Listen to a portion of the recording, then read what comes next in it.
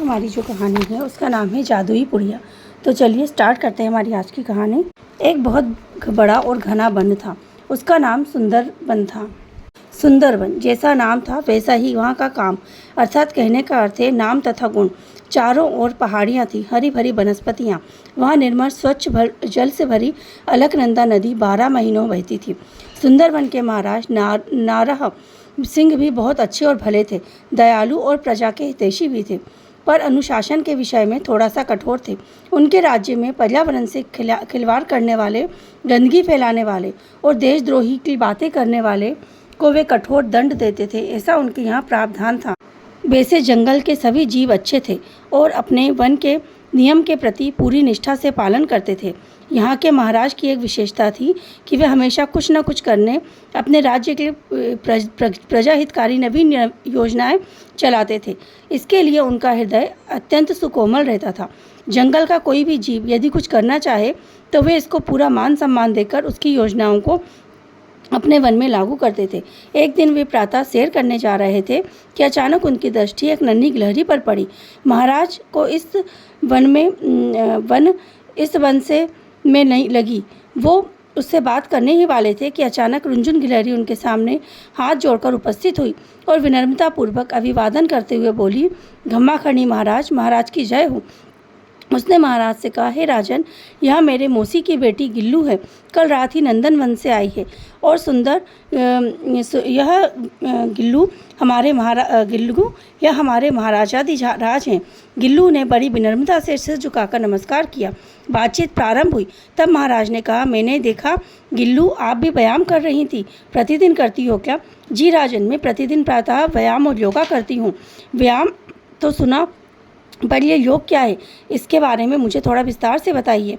गिल्लू यह सुनकर बहुत प्रसन्न हुई और यहाँ के महाराज कितने अच्छे हैं, कितना सब पे स्नेह रखते हैं, ऐसा सोचने लगी।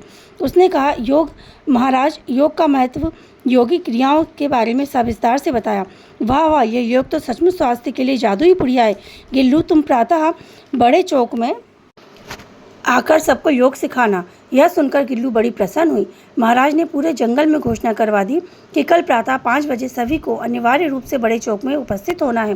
5 बजे सबके मुंह में आश्चर्य आ गया और यही प्रश्न था। दूसरे दिन प्रातः महाराज समय से पूर्व बड़े चौक में आ गए। गिल्लू ने कहे अनुसार पूरी व्यवस्था कर दी थी। गिल्लू यह सब देखकर उत्साह और उमंग से भर गई। योग अभ्यास के लिए महाराज नारह सिंह भी अग्रिम पंक्ति में बैठ गए। गिल्लू ने सबको वार्म अप किया, फिर सूक्ष्म व्यायाम करवाते हुए प्रतिदिन अभ्यास करने एवं महत्वपूर्ण योगी क्रियाएं सिखा दी।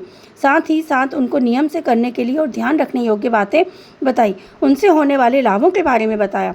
साथ ही इसे रोग की मुक्ति के लिए जादुई पुड़िया भी बताया। देखते ही देखते इस अभ्यास से सारे जानवरों को बहुत उत्साह और स्फूर्ति आ गई और नारा सिंह ने सबको बताया कि मुझे आज ही गिल्लू की बहन से पता चला कि हमारे देश के माननीय प्रधानमंत्री जी प्रयास के लिए प्रतिवर्ष 21 जून को पूरे विश्व में अंतर्राष्ट्रीय योग दिवस मनाते हैं और योग हमारी पद्धति, हमारे भारतीय ऋषियों की अनमोल देन है। इसलिए इस बारे में हमें भी प्रतिवर्ष 21 जून को अंतर्राष्ट्रीय योग दिवस बड़ी धूमधाम से मनाना चाहिए और बढ़िया योग प्रदर्शन करने वाले को सम्मानित किया जाएगा और गुल्लू को पूरे वन की ओर से योग गुरु का सम्मान दिया जाएगा। यह सुनकर सब बहुत प्रसन्न हुए और अपने अपने अभ्यास में जुट गए। आज योग दिवस था। गिल्लू प्रातः जल्दी ही उठकर तैयार हो गई और आज के विशेष दिन के लिए हाथ उठाकर ईश्वर को धन्यवाद देते हुए कहा, इस योग रूपी जादुई पुड़िया से सबको स्वस्थ रखना। ऊपर हाथ उठाकर जोरदार प्रार्थना करने लगी। सर्वे भवन्तु सुखिनः, सर्वे सन्तु निरामयाः, सर्वे भद्राणि पश्यन्तु, मा कश्चित् दुःखमाग भवेत्। मतलब कि सभी का भला हो, सभी सुख रहें, सभी निरोगी रहें, सभी से दुख और बीमारी बहुत दूर भाग जाए। तो आपको कैसी लगी यह कहानी? सही में योग का बहुत महत्व है। निरंतर योग करने से वाकई में हमारे सारे रोग मुक्त हो जाते हैं और इसे सही में हम जादुई पुड़िया कह सकते हैं। राधे राधे।